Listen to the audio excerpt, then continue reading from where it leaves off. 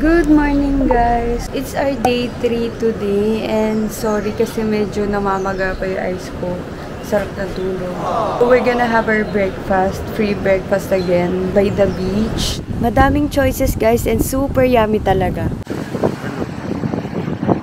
Filipino breakfast, so hati kami dito sa rice and American breakfast uli si RJ. But this time, he tried the French toast and me bangus. Ayan. Tomato juice today. Si RJ, apple juice. Parang sabi niya kalasa daw nung mots. Happy weekend! Ma-outfit na ako ngayon. Ikutin lang muna namin ng onti yung resort din. Ito guys, pag sinunod nyo tong itinerary na to, medyo relax na kayo the next day kasi ang pupuntahan na lang namin is St. Francis of Assisi Church. Yung dun sa may welcome, Siquijor. Lapit sa airport? Ay hindi, Siquijor Port. Yeah, Siquijor Port pala. Malapit sa Siquijor Port. Then sa Paliton Beach kasi, nandun yung famous swing na ipapakita ko sa inyo. Yung may, ewan ko kung nakikita nyo ba yun, yung parang may TikTok effect na parang kinukuhaan kayo, isi-swing kayo, ganon. And then, yun nga, sa Runic na. Until mag-dinner siguro, ganon. Blue. So, ito, matagal ko na ding nabili to guys. This is from Shein. Ayan, itutur ko din kayo dito kasi sobrang ganda talaga dito guys. Dito na rin kayo mag-book. Please watch my Siquijor Part 1 vlog for room tour, room rates, how to go to Siquijor, Cambugahay Falls, and many more.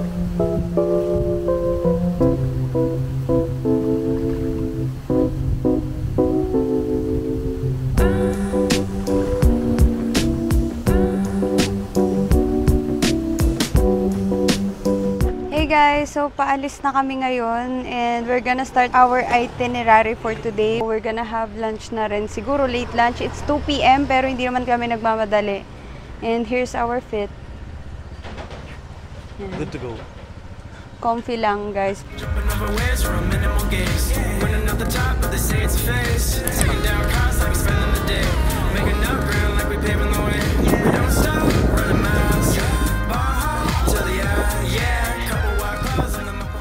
Welcome to Siquijor! Yan guys. So itong signage na to na nakikita nyo sa likod ko, malapit siya sa Siquijor Port. Pwede nyong daanan muna to and mag-take kayo ng photos. If ever gusto nyong mag-mask, ayun lang siya sa likod. We can't go inside kasi yung suot nga natin. Syempre, bawal to sa loob ng church. May skydiving din dito sa Siquijor. Let's try that next time. Before kami nagpunta sa Paliton Beach, kumain muna kami sa Monkey Business.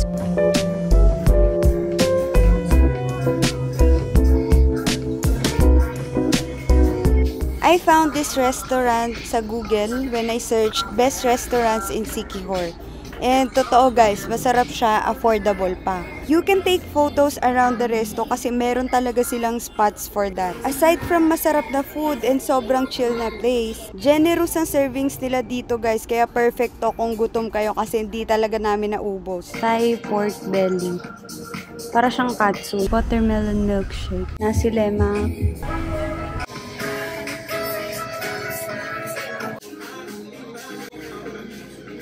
After ng late lunch, let's now go to Paliton Beach na may 20 pesos environmental fee. Unfortunately, hindi na available yung famous swing nila dito. Ayun o, dead end. Road, ayan. Akala namin yun na yung... Akala namin dun na. Oo, yung maliit na area. Meron pa pala dito, papasok. Yung famous swing daw dito, pinutol na. Kasi pinagbawal daw ng municipality. Dapat daw hindi sa puno itatali. So, bali parang pagagawa nila ng poste. Yung pa naman sana yung pinunta ko dito, kaya lang wala. Kaloka. Guys, ito yung swing, kaya lang wala talagang available. Hindi talaga siya pwede. Madami kayong mabibilhan ng food here. Ayan. Puro snacks and beer. Madaming tao dito guys. Punta na tayo sa Runic.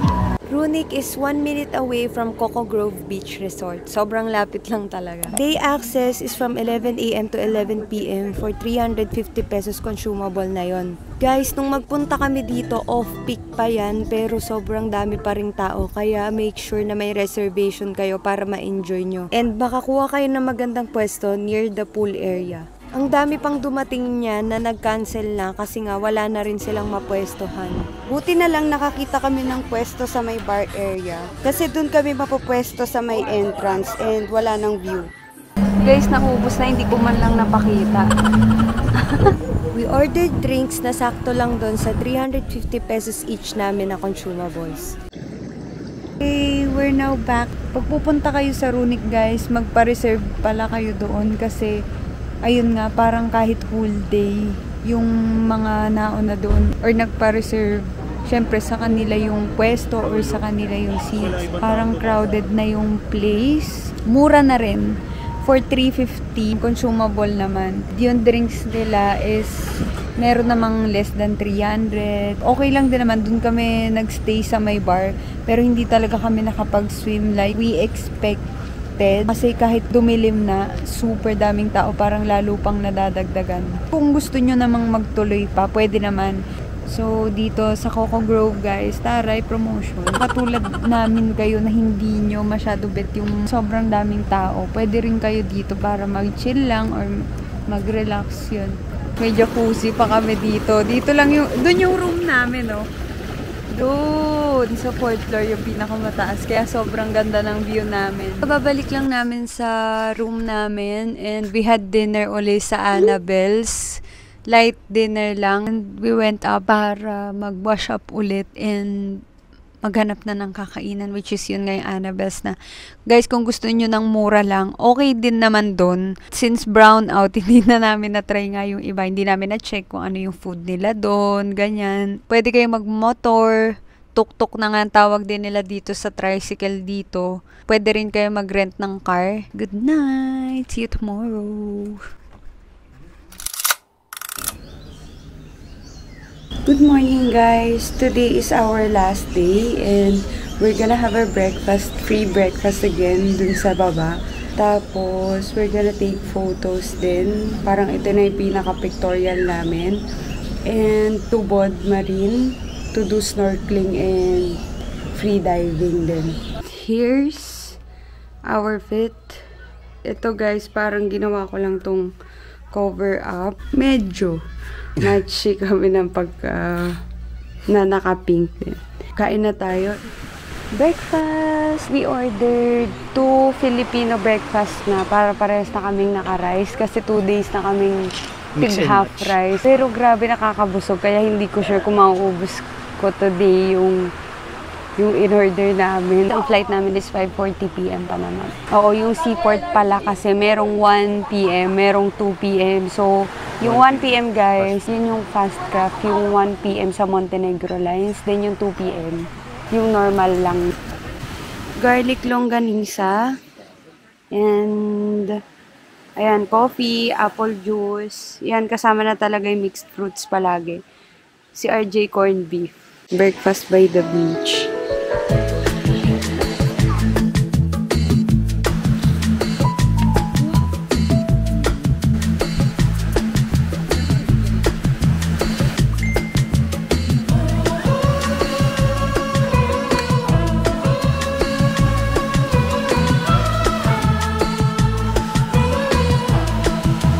Guys, you can enter this part kahit wala na kayong tour guide. Kung kaya nyo mag-snorkel dun sa deeper part of the sea or marunong naman na kayo mag-dive, 300 pesos yung tour guide. May maniningil daw ng 100 dun banda, bukod pa dun sa tour guide fee. So kami guys, dito na lang kami sa tapat since ang dami ring nag-snorkel dito kanina pa. And ayan, may mga tao na nga doon. May dala kaming pang snorkel. Yung ginamit sa Palawan. Oo. And pwede na rin tong pang dive. Wala lang kaming fins. Ah, yeah. Hindi ko nadala yung waterproof camera ko guys, kaya sorry talaga. Hindi ko kayo madadala dyan, pero this is the Tubod Marine, ayan, sanctuary. Luckily, nasa harap lang to ng Coco Grove Beach Resort. Pero kung hindi naman kayo guest dito, meron ding entrance dun sa dulo. Sa dulong part nitong beach, kung nasan yung tour guide, Mas madami daw kayong fish na makikita doon, so sulit naman yung bayad. After mag-beach, dumiretso kami dito sa biggest pool ng Coco Grove. And yes, they have pool bar. Cucumber lemonade. Pabili pa lang kami ng pasalubong before kami mag-check out. So, babalik kami dun sa Balete and titingin din kami dun sa Siquijor or Dumaguete Port ng iba pang pwedeng bilhan. So, tara. Bumalik kami dito sa Enchanted Balete Tree kasi dito kami may nakita pinakamaraming pampasalubong. Yung potions or gayuma ranges from 50 to 300 pesos. While itong ref magnets, 3 pieces for 100 pesos.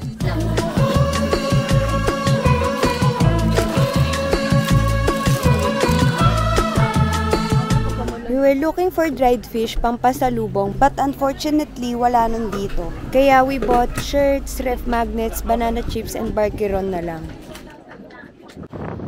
We're checking out. Nakabili na kami ng pasalubong dun sa Balete Tree. Sa ibang places, parang nakakatawad kami dito, hindi talaga. Oh, hindi. Doon sa Old Balete Tree, hindi. Oo, hindi talaga. So, check din namin yung check namin yung dun sa Siquijor Port or Dumaguete Port. Bibili din kami ulit kasi may mga kulang din.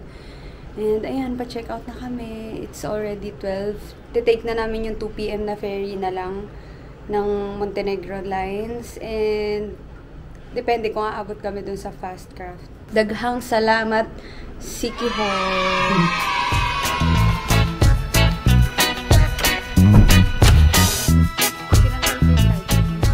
Yung ticket pa uwi, Montenegro Lines, 234 pesos plus 14 pesos terminal fee na pwede nyong bilhin sa Siquijor Port.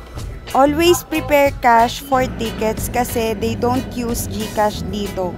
This schedule is from Montenegro Line site, kaya magtanong pa rin kayo sa resort nyo kung ano yung schedule for that day para sure kayo. Prepare 100 pesos para sa tricycle to airport.